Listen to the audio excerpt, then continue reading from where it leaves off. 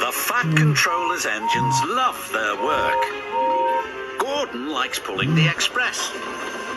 Thomas likes his branch line.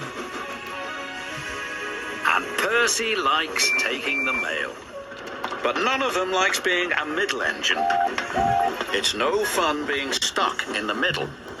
One morning, Percy was cheerfully collecting coal trucks from the smelter yards where Harry and Bert worked. They like to play tricks on steam engines.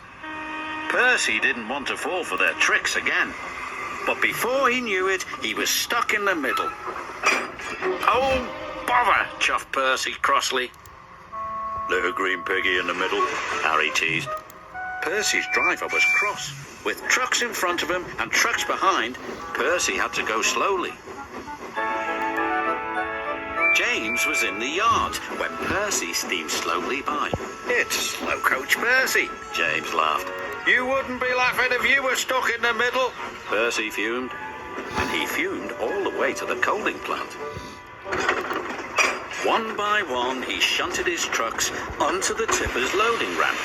The coal was unloaded. Percy was not allowed to cross the loading ramp until the tipper had been turned off. It was against the rules. But as soon as his driver and fireman left, there was trouble. Henry arrived to pick up coal. He bumped into the trucks, and the trucks bumped into Percy. Percy was pushed onto the loading ramp. "Help!" cried Percy. "I'm not a truck!" But no one heard him. Percy was hoisted up.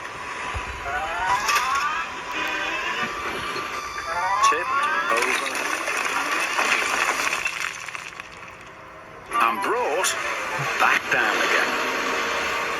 After Percy was lowered back onto the ground, the manager was very cross. "You have caused confusion and delay," he said. "I'll have to report this to the Fat Controller." That night, the Fat Controller spoke severely to Percy. "I'm very disappointed in you, Percy," he said. "You know it's against the rules to go on the tipper's loading ramp."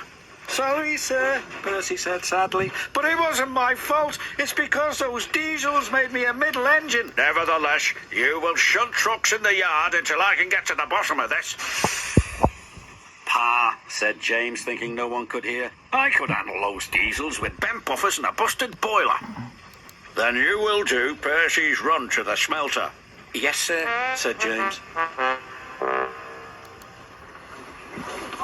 The next day, James arrived at the smelter. He was determined not to be tricked by Harry and Bert. "Hello, James," oozed Harry. "Can't I learn a thing or two from those who know?" "Just get my trucks ready and stay out of my way," puffed James importantly. "Yes, sir," Bert chimed greasily. James cheerfully backed up to his trucks. He was certain he had fooled Harry and Bert, but he was wrong. "Little red piggy in the middle," chortled Harry. "Just like Percy," jeered Bert. "I am not like Percy," puffed James. "I am not a middle engine, and I'm not moving." And he didn't. When the Fat Controller heard the news, he sent Percy to fetch James. This made Percy happy. He buffered up to James and took him along with all the trucks to the docks.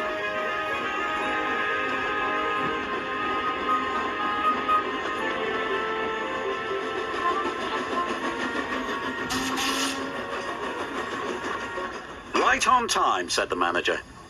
"But what is that big red engine doing in the middle?" "Learning," Percy replied. "Learning what?" "Learning to be a middle engine." James covered himself in steam, hoping no one would recognize him, but it was no good. There is only one big red engine on the island, and everyone knows his name is James.